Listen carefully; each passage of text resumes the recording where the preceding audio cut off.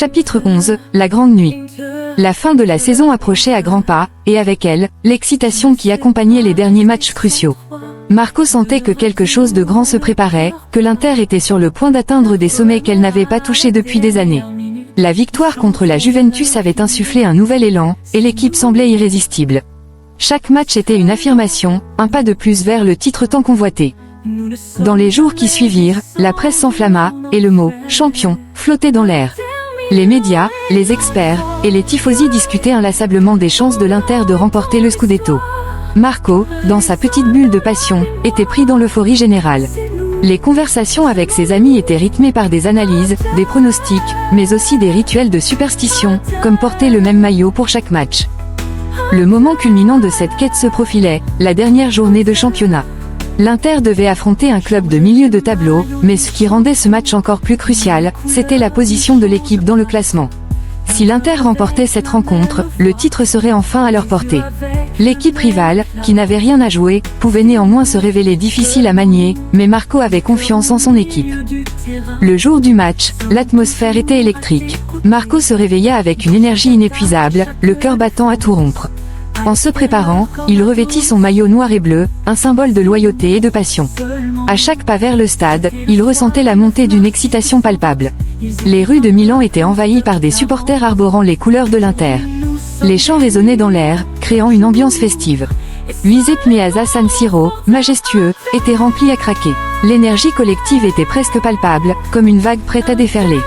Marco s'installa avec ses amis, les yeux fixés sur le terrain, attendant le coup d'envoi avec impatience. Lorsque l'arbitre siffla, une explosion de joie retentit dans le stade. L'Inter débuta le match avec une intensité qui laissa les spectateurs sans voix. Dès les premières minutes, Marco remarqua que l'équipe était dans un état d'esprit exceptionnel. Les passes étaient précises, les mouvements fluides, et les joueurs semblaient presque danser sur le terrain. À la 15e minute, après une belle combinaison entre les attaquants, le nouvel attaquant marqua un but sensationnel. San Siro explosa, les chants résonnant comme un hymne à la victoire. Marco se leva, le poing levé, criant de joie. Cependant, le match n'était pas encore gagné. Le club adverse, bien que sans pression, avait ses propres ambitions et commença à réagir. La défense de l'Inter, jusqu'alors solide, dut faire face à des attaques de plus en plus pressantes. Les minutes passèrent, et Marco sentait une tension croissante. Chaque occasion ratée était un coup au cœur, chaque tir adverse, une montée d'adrénaline. À la mi-temps, l'Inter menait 1-0, mais la deuxième mi-temps s'annonçait décisive. L'entraîneur, conscient de l'enjeu, galvanisa ses joueurs dans le vestiaire. Marco et les tifosi attendaient avec impatience le retour sur le terrain, espérant voir l'équipe conserver son avance. Le second acte commença, et les joueurs de l'Inter redoublèrent d'efforts. Marco, au bord de la chaise, retenait son souffle à chaque attaque. Puis, à la 65e minute, un coup franc fut accordé à l'Inter, à l'entrée de la surface. Le nouveau milieu de terrain, devenu le maestro de l'équipe, s'approcha du ballon. Le stade se tut, tous les regards rivés sur lui. Le tir fut tiré avec une précision chirurgicale, contournant le mur défensif et trouvant le fond des filets. Les supporters explosèrent de joie, et Marco se laissa emporter par l'euphorie. 2-0. L'Inter était sur le chemin du titre, mais Marco savait que le match n'était pas terminé. Les minutes qui suivirent furent une bataille. Le club adverse, acculé, intensifia ses efforts, poussant pour réduire l'écart. L'Inter, pourtant, tenait bon, chaque joueur se battant pour chaque centimètre. Marco se leva, agitant son écharpe, encourageant son équipe à donner le meilleur d'elle-même.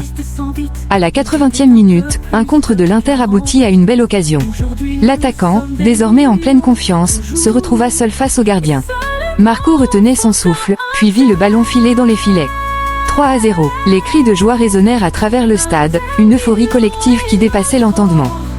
Les dernières minutes s'étirèrent, mais le dénouement était inéluctable. L'Inter tenait fermement sa victoire, et le coup de sifflet final retentit comme un chant de triomphe.